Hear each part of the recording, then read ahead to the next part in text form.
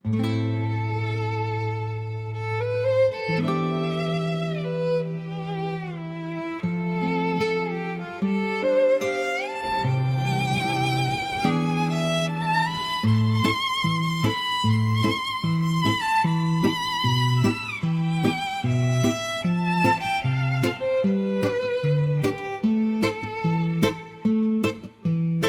ika-anim ay naglagay ng isang korona sa aking ulo.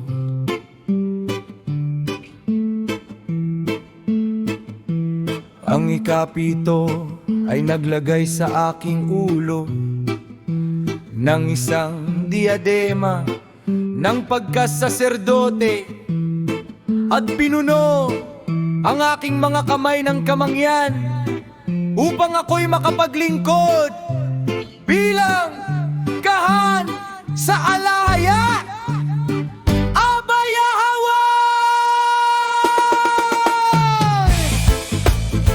At sinabi nila sa akin, Levi, ang iyong lahi ay hahatin sa 3 katungkulan bilang tanda ng kaluwalhatian ng alahaya na paririto. At ang unang bahagi ay magiging dakila. Oh, wala nang hihigit pa rito. Ang ikalawa ay magiging sound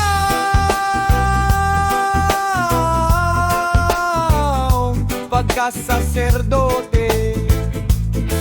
At ang ikatlo ay tatawagin sa isang bagong pangalan, sapagkat isang hari ang babangon sa Juda at magtatatag ng isang bagong pagkasaserdote ayon sa kinaugalian ng mga hentil.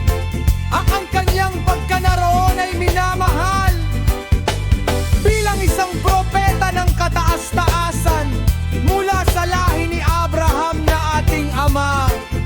Kaya't bawat ninanais na bagay sa Israel ay magiging para sa iyo at sa iyong lahi, at kakain kayo ng bawat bagay na maganda sa paningin. At ang hapag ng alahaya ay ipamimigay ng iyong lahi.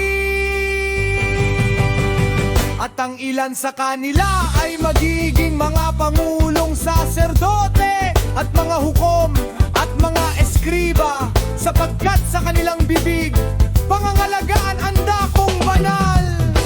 At nang ako'y magising, aking napag-unawa na ang panaginip na ito ay katulad ng unang panaginip. At ito man ay aking itinago sa aking puso, at hindi ko isinaisay kanino man sa ibabaw ng lupa. At pagkaraanan, dalalawang araw, ako at si Juda ay sumamba kasama ng aming amang si Jacob kay Kaysay ng ama ng aming ama. At ang ama ng aking ama ay binasbasan ako ayon sa lahat ng salita ng mga pangitain aking nakita, at ayaw niyang sumama sa amin patungong Bethel. Anang kami ay dumating sa Bethel, ang aking ama ay nakakita ng isang pangitain tungkol sa akin na ako'y magiging kanilang saserdote sa alahayan. At siya'y gumising ng maaga sa umaga at nagbigay ng mga ikapu sa lahat sa alahayan sa pamamagitan ko. At sa gayon kami ay pinumanging sa Hebron upang manahan doon. At ako'y tinawag ni Isait ng patuloy upang ako'y kanyang paalalahanan tungkol sa kautusan ng alahaya Abayahawa, ayon sa ipinakita sa akin ng anghel ng alahaya. Tinuruan niya ako ng kautusan ng pagkasaserdote. Mga hain, mga handog na susunugin, mga unang bunga, mga kusang handog, mga handog tungkol sa kapayapaan.